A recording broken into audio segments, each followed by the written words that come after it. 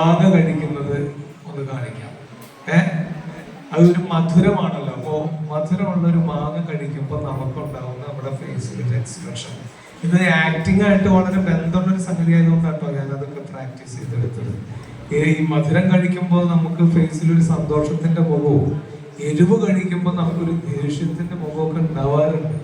അപ്പൊ അതൊക്കെ ഈ ആക്ടിംഗ് ആയിട്ട് ബന്ധപ്പെട്ടൊരു സംഗതി തന്നെയാണ്. എന്തായാലും നമുക്കൊരു നല്ല പഴുത്ത മാങ്ങ കഴിക്കാം. എന്റെ നാട് വടക്കാഞ്ചേരി ആണെന്ന് എല്ലാവർക്കും അറിയില്ലേ? വടക്കാഞ്ചേരിക്കാരനാണ് ഞാൻ കേട്ടോ. അപ്പൊ നമ്മുടെ ഇവിടെ കാറ്റിന്റെ സീസൺ വരുമ്പോ നമ്മൾ ഈ മാവിന്റെ ഒക്കെ ചോട്ടിൽ, ഞങ്ങളുടെ ചെറുപ്പത്തിലൊക്കെ ഞങ്ങൾ ഈ മാവിന്റെ ചോട്ടിലൊക്കെ നമ്മളിങ്ങനെ വട്ടമിട്ട് വയ്ക്കും. ഈ വട്ടത്തിൽ വീണ ആ മാങ്ങ എന്റെയാണെന്നൊക്കെ പറഞ്ഞിട്ട് അല്ലേ നമ്മള് അങ്ങനെ മാങ്ങ എടുത്ത് കഴിച്ചിട്ടുള്ള ആൾക്കാരൊക്കെ ഉണ്ടോ ഇവിടെ? ആ ശരി. അപ്പോ ഇപ്പോഴത്തെ പുതിയ കുട്ടികൾക്ക് അതൊന്നും അറിയില്ല. ഞങ്ങളൊക്കെ കണ്ണിമാങ്ങ എന്ന് പറയും. നമ്മുടെ ഈ കണ്ണിമാങ്ങ പിറക്കി അത് ഉപ്പിലിട്ട് വെക്കുക, ഇതൊക്കെയാണ് നമ്മുടെ വിഭവങ്ങള്. ആ സീസണില്, കാറ്റിന്റെ സീസണില് നമ്മുടെ വീട്ടില് ഭക്ഷണത്തിനൊപ്പം ഉണ്ടാവുന്ന പ്രധാന വിഭവങ്ങളാണ് ഈ കണ്ണിമാങ്ങ അച്ചാറ്, കണ്ണിമാങ്ങ ഇട്ട് വെച്ചതൊക്കെ.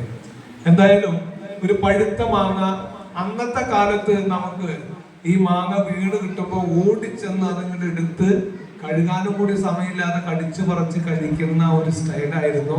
ഇന്നത്തെ സ്റ്റൈലില് ഈ മറ്റേ കത്തിമുള്ളൊന്ന് വെച്ച് മുറിച്ച് സ്റ്റൈലൈസ് ആയിട്ട് കഴിക്കുന്ന ഒരു രീതിയല്ല. ഒരു നല്ല പഴുത്ത മാങ്ങ കയ്യിൽ പിടിച്ച് ഞാൻ കടിച്ച് പറിച്ച് കഴിക്കുകയാണ് കേട്ടോ. ഓക്കെ, നല്ലൊരു പഴുത്ത മാങ്ങ, നല്ല മണം കേട്ടോ.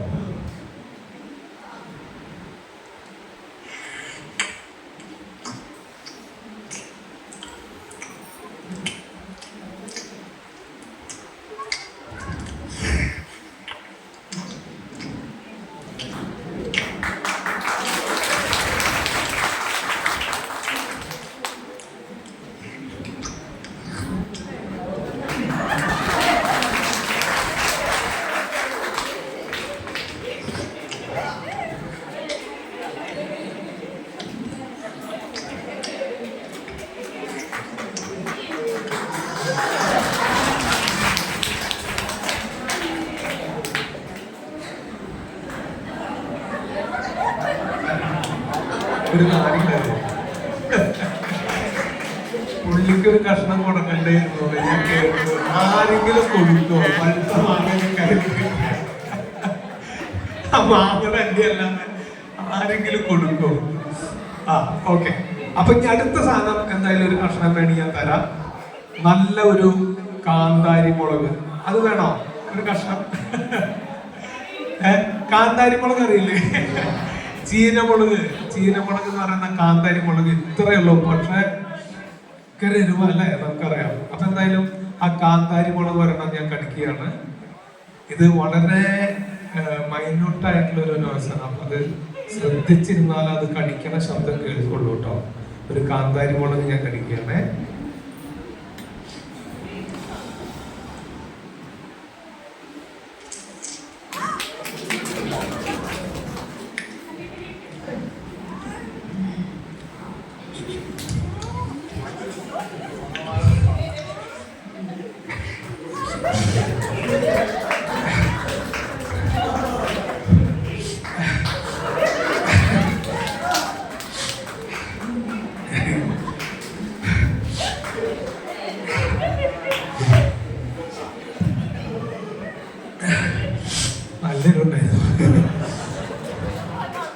ഓക്കെ, ഈ എരിവ് പോവാനായിട്ട് നമുക്ക് നല്ലൊരു പുളി കഴിച്ചാലോ?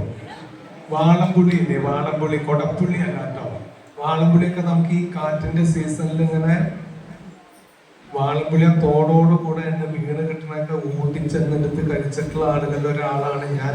എന്റെ ജനറേഷനിൽ പെട്ട പല ആളുകളും അങ്ങനെയൊക്കെ കഴിച്ചിട്ടുള്ളവരാണ്. നിങ്ങളിൽ ആരെങ്കിലും ഉണ്ടെങ്കിൽ നിങ്ങൾക്ക് ധാരണയുണ്ടാവും. ഇനി ആ കഴിക്കാത്തവരുണ്ടെങ്കിൽ ഇനി കിട്ടുമ്പോൾ എടുത്ത് കഴിച്ചോ. അതേപോലുള്ള സാധനങ്ങളൊന്നും മേടിക്കാൻ കിട്ടില്ല. ഓക്കെ, അപ്പൊ നല്ലൊരു വാളപ്പുളി, അതിങ്ങനെ തൊണ്ട നടത്തി കഴിഞ്ഞാൽ നമുക്കറിയാലോ ഇങ്ങനെ പച്ച, മഞ്ഞ, ചുവപ്പ് കളറിലൊക്കെ ഇങ്ങനെ. ഞങ്ങളുടെ നാട്ടിലൊക്കെ ചെനച്ച പുളി എന്ന് പറയാം. ഇവിടെ എങ്ങനെ പറയാന്നറിയില്ല. നല്ല ചെനച്ച വാളംപുളി ഇങ്ങനെ പഴുത്ത പുളി അതൊരെണ്ണം തൊണ്ടടർത്തി അതൊരെണ്ണം നമ്മളിങ്ങനെ എടുത്തിട്ട്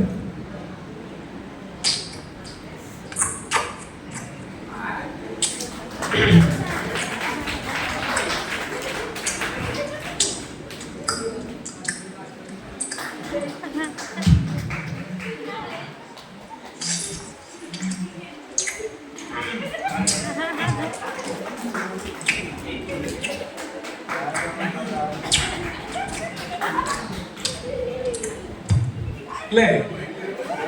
ആരുടെയൊക്കെ വായിൽ വെള്ളം പറഞ്ഞു സത്യം പറഞ്ഞു. ഓക്കെ, അപ്പൊ പുളി കഴിഞ്ഞു. ഇനി നമ്മൾ ഈ പേരക്ക ഇല്ലേ, നമ്മള് വീട്ടിലൊക്കെ ഉണ്ടാവുന്ന പേരക്ക, കടയിൽ നിന്നൊക്കെ മേടിക്കുമ്പോ ഇങ്ങനെ കിളികളിൽ നിന്നുള്ള ഇത്തിരി പഴുത്ത പേരക്ക ആയിരിക്കും. പക്ഷെ വീട്ടിൽ നിന്നൊക്കെ നമ്മൾ നല്ല മരത്തിൽ നിന്ന് നല്ല മൂത്ത പേരക്ക, അധികം പഴുക്കാത്ത നല്ല മൂത്ത പേരക്കൊക്കെ കടിക്കുമ്പോ അത് കടിച്ച് തുപ്പുന്നത് ഇങ്ങനെയായിരിക്കും അല്ലെ? നമ്മൾ നല്ല മൂത്ത പേരക്ക ഒരെണ്ണം കടിക്കുക അങ്ങനെ.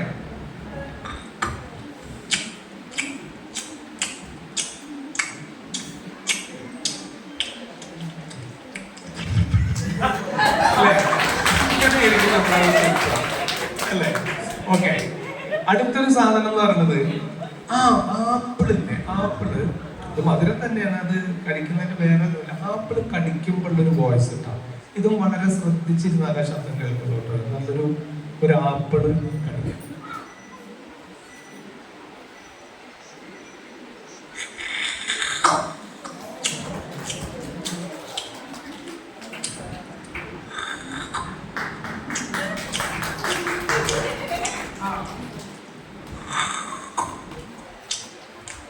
അല്ലേ? Apple കടിക്കുമ്പോഴൊരു voice. പഴച്ചക്ക ഇല്ലേ, പഴച്ചക്ക, കൂഴച്ചക്ക എന്നൊക്കെ പറയണേ, നല്ല പണിയാ അത് കഴിക്കാൻ. ആ പഴച്ചക്ക ഒരെണ്ണം കഴിച്ചു നോക്കാം നമുക്ക്.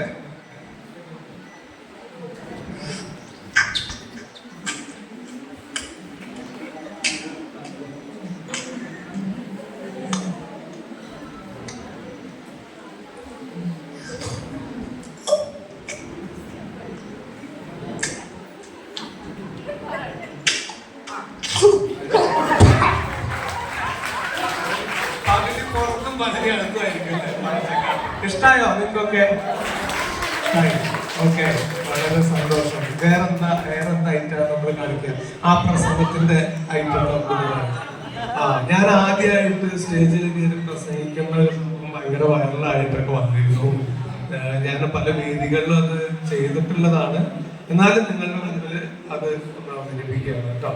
നല്ല 2 മൈക്ക് ഉണ്ടോ? ശരി. അപ്പൊ നീ കമ്മിറ്റിക്കാരനായിട്ട് ശരി. അപ്പൊ ആദ്യമായിട്ട് സ്റ്റേജിൽ കയറി പ്രസംഗിക്കുന്ന ഒരാളുടെ സഭാഗമാണ്, അതാണ് അവതരിപ്പിക്കുന്നത് കേട്ടോ.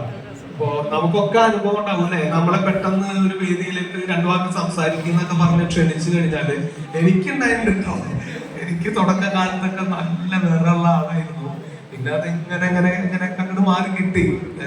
അപ്പൊ അത് ഒട്ടുമിക്ക ആളുകൾക്കും ഉള്ളൊരു സംഭവമാണ് പ്രസംഗിക്കാനൊക്കെ വിളിക്കുമ്പോഴൊരു സഭാകമ്പം എന്ന് പറയുന്നത്. അപ്പൊ ആദ്യമായിട്ട് വേദിയിൽ കയറി പ്രസംഗിക്കുമ്പോൾ ഉണ്ടാവുന്ന ഒരു സഭാകമ്പം. ഞാൻ കമ്മിറ്റിക്കാരനായിട്ട് അനൗൺസ് ചെയ്തോ, ഞാൻ ആളായിട്ട് വരാം. പ്രിയമുള്ളവരെ, വെറൈറ്റി ആർട്സ് ആൻഡ് സ്പോർട്സ് ക്ലബിന്റെ വാർഷികാഘോഷ പരിപാടിയുടെ സമാപന സമ്മേളനമാണ് ഇനി ഇവിടെ നടക്കാൻ പോകുന്നത്. നമുക്കറിയാം, സമാപന സമ്മേളനം കഴിഞ്ഞാൽ ഉടൻ തന്നെ നമ്മുടെ കലാപരിപാടികൾ ആരംഭിക്കും. സമാപന സമ്മേളനത്തിന്റെ അവസാനമായി നമ്മളോട് നന്ദി പ്രകാശിപ്പിക്കുന്നതിന് വേണ്ടി നമ്മുടെ ക്ലബിന്റെ എല്ലാ പ്രവർത്തനങ്ങൾക്കും അഹോരാത്രം കഷ്ടപ്പെട്ടുകൊണ്ട് നമ്മുടെ ക്ലബിന്റെ നെടുന്തൂണായി മാറിയ നമ്മുടെ കുമാരേട്ടനെ 2 വാക്ക് സംസാരിക്കുന്നതിന് വേണ്ടി വേദിയിലിരിക്കുന്നു. അത് വേറൊന്നുമല്ല, നമ്മൾ ഇനി 2 വാക്ക് നന്ദി പറഞ്ഞു കഴിഞ്ഞാൽ പരിപാടി കഴിഞ്ഞു, അടുത്ത കലാപരിപാടി തുടങ്ങും. അല്ല, അത് പറയാൻ വേണ്ടിയാണ് കുമാരേട്ടനെ വിളിച്ചത്.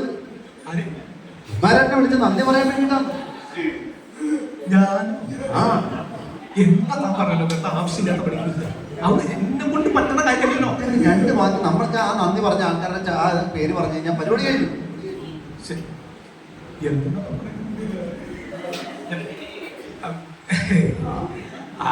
അവനറിയില്ല, ഞാൻ എനിക്ക് ഈ ആദ്യ പണിയൊന്നും. അതെ, ആ ഉണ്ണികൃഷ്ണനെ ഉണ്ണികൃഷ്ണൻ വിളിച്ച് ഇത് മൈക്ക് കൂടി മൊത്തം തീർക്കും. അതുകൊണ്ട് ഉണ്ണികൃഷ്ണൻ വേണ്ട, കുമാരേട്ടൻ തന്നെ പറഞ്ഞാൽ മതി. പോരെ, കുമാരേട്ടൻ പറഞ്ഞാൽ പോരെ. എന്താ പറയില്ല, വിജയത്തിന് പറ്റുമോ? വേണ്ട, വിജയേട്ടൻ നാടകം കളിച്ചുള്ള ഈ കൂടി മൊത്തം. ആൾക്കാരെ കഥ ചിരിക്കണോ എന്ന് ആവശ്യമില്ലാതെ പഠിപ്പിക്കുന്നു. നമ്മുടെ ഈ മറ്റേ അല്ല നമ്മുടെ ഈ ഇതിന്റെ മറ്റേ ഈ കൊല്ലം നമ്മൾ കൈ വരയ്ക്കണ്ട നമ്മളെ ഇതിപ്പോ ഇതിന്റെ കൂടെ ഞാൻ അത് നോക്കണ്ട പറഞ്ഞു കേൾക്കാൻ ആൾക്കാർക്ക് കേൾക്കാം. അവന് പറയട്ടോ കൊല്ലം നമ്മള് എല്ലാ വർഷവും എല്ലാ കൊല്ലവും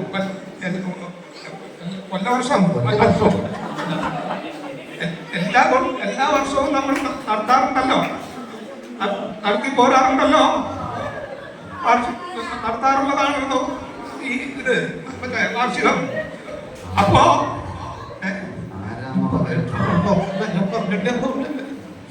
ഇതിന്റെ ഈ മറ്റേ നമ്മുടെ ഈ വാർഷികം നടത്തണം എന്ന് പറഞ്ഞപ്പോ തന്നെ ഈ വാർഷികത്തിന്റെ കയ്യവിടെ കിട്ടുന്നുണ്ട്. നമ്മൾ ഈ വാർഷികത്തിന്റെ ഇത്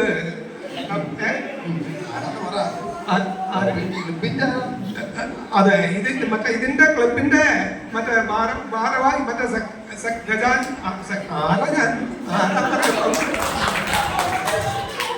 എന്തിനധികം പറയുന്നു, നമ്മുടെ വാർഷികത്തിന് വേണ്ടി 50 നാളികേരം സദ്യക്ക് വേണ്ടി നമ്മുടെ ഗോപിയന്റെ അവിടുത്തെ തന്നെ ഉണ്ടായി.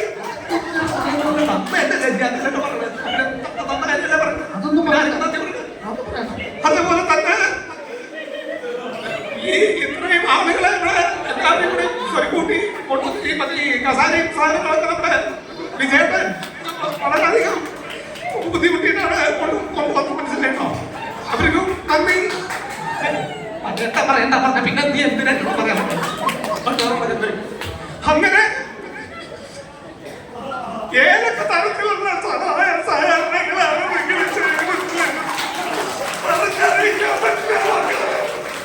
ഒരു 100 വട്ടം പറഞ്ഞ ഞാൻ എന്നെ കൊണ്ട് പറയിച്ചെത്ര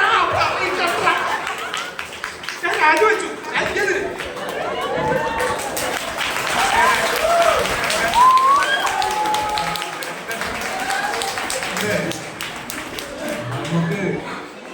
നമുക്ക് ഇങ്ങനത്തെ ചില ആദ്യമായിട്ട് എനിക്ക് ഒരുപാട് ഉണ്ടായിട്ട് അങ്ങനത്തെ സാഹചര്യം. ഞാൻ ആദ്യമായിട്ട് മോണോക്ട് അവതരിപ്പിച്ചിട്ടേ അത് 2ലെട്ട പഠിക്കുമ്പോഴാ തോന്നുന്നത്. പകുതിക്ക് വെച്ചിട്ട് ബാക്കി എന്താ പറയണ്ടെന്ന് അറിയില്ല. എന്നിട്ട് ഞാനങ്ങടെ നിന്ന് കളിക്കും. ടീച്ചർ എന്നെ പിടിച്ചുകൊണ്ടുപോയി. എനിക്ക് ഒറ്റയ്ക്ക് ഇറങ്ങി പോവാന്ന് പറയില്ലേ, സ്റ്റേജിൽ നിന്ന് ഇറങ്ങി പോവാനും കൂടി നമുക്ക് അറിയാവുന്ന അവസ്ഥയായി. എന്നിട്ട് പറഞ്ഞിട്ട് അസാധ്യ സാധ്യം മതി ടീച്ചർ എന്നെ പിടിച്ചുകൊണ്ടുപോയി. അതെനിക്ക് നല്ല ഓർമ്മണ്ടത്. അപ്പൊ ഇതൊക്കെ നമുക്കൊക്കെ ഉണ്ടാവണതാണ് ആദ്യമായിട്ട് അല്ലെ. എന്നാൽ നല്ല തഴക്കം പഴക്കമുള്ള പ്രസംഗിച്ച് നല്ല തഴക്കം പഴക്കമുള്ള ചില ആളുകളുണ്ട്. അവർക്ക് എല്ലാം അറിയാം. അതൊത്തിരി അധികരിച്ചും പോകുന്ന ആൾക്കാരുണ്ട്. എല്ലാം അറിയാമെന്ന് വിചാരിച്ചിട്ട് അങ്ങോട്ട് പ്രസംഗിച്ചിട്ട് അവര് പ്രസംഗിക്കുന്നത് എന്താണെന്നുള്ളത് കേൾക്കണം. നമുക്കും മനസ്സിലാവില്ല, അവർക്കും മനസ്സിലാവില്ല. അങ്ങനെ പ്രസംഗിക്കുന്ന ചില ആൾക്കാരുണ്ട്. പ്രസംഗിച്ച ആവേശം കയറിയിട്ട് അങ്ങനത്തെ ഒരു പ്രസംഗം കൂടി ഞാൻ കാണിക്കും. പ്രിയമുള്ളവരെ, നമുക്കറിയാം ഇന്ന് നമ്മുടെ ആഘോഷ പരിപാടി ഔപചാരികമായി ഉദ്ഘാടനം ചെയ്യുന്നതിന് വേണ്ടി മലയാള ഭാഷ നാവത്തുമ്പരുടെ തത്തിക്കളിക്കുകയും അനർഗള നിർഗളമായ വാക്പ്രവാഹം കൊണ്ട് നമുക്ക് ഏറ്റവും അനുഗ്രഹീതനായ ഒരു വ്യക്തിയാണ് നമുക്ക് ഇവിടെ കിട്ടിയിരിക്കുന്നത്. മലയാള ഭാഷയുടെ 3 പ്രബന്ധങ്ങൾ രചിച്ചിട്ടുള്ള നമ്മുടെ പ്രിയപ്പെട്ട മാഷ് കവിയെ 2 വാക്ക് സംസാരിക്കുന്നതിന് വേണ്ടി വേദിക്ക് ക്ഷണിക്കുകയാണ്. രവിയേട്ട മാഷിനെ നമുക്ക് 2 കൈയ്യിൽ സ്വാഗതം ചെയ്യാം.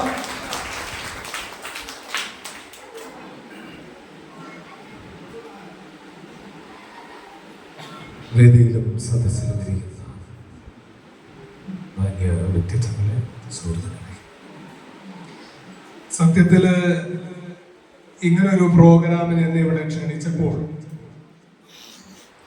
ഞാൻ അവരോട് പറഞ്ഞ ഒരൊറ്റ കാര്യമേ ഉള്ളൂ. ഈ കാലഘട്ടത്തിൽ നമ്മുടെ ഈ കൂടിച്ചേരലുകൾക്ക് ഏതെങ്കിലും തരത്തിൽ ഒരു സത്യസന്ധത ഉണ്ടോ എന്നുള്ള ഒരൊറ്റ ചോദ്യത്തിൽ എന്നെ ക്ഷണിക്കാൻ വന്ന അദ്ദേഹത്തിന്റെ മുഖം പോയത് ഞാൻ വളരെയധികം ശ്രദ്ധിച്ചു. നമുക്കറിയാം ഈ കാലഘട്ടത്തിൽ നമ്മൾ ഓരോരുത്തരും പ്രവർത്തിക്കുന്നത് എങ്ങനെയാണ്, നമ്മുടെ മനസ്സിന്റെ വിചാരങ്ങൾ എന്തൊക്കെയാണ്, ഇതൊക്കെ മറച്ചു പഠിച്ചുകൊണ്ട് കൃത്യമായ നാടകീയമായ രീതിയിലുള്ള ഒരു പ്രഹസ്തം എന്ന് മാത്രമല്ല 1947 ഓഗസ്റ്റ് 15 സ്വാതന്ത്ര്യം എങ്കിൽ പോലും അത് സാധിക്കില്ല. അത് മാത്രമല്ല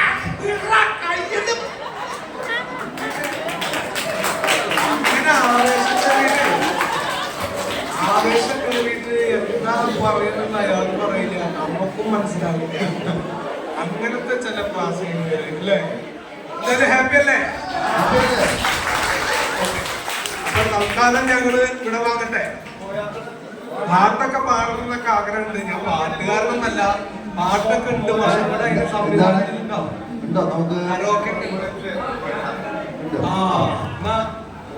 നിങ്ങൾ സഹിക്കുവെച്ചെങ്കിൽ ഞാൻ ഒരു പാട്ടും പാടാം. എന്താണ് പറയാൻ പോയേക്കാട് ഭാഷയിൽ രണ്ടു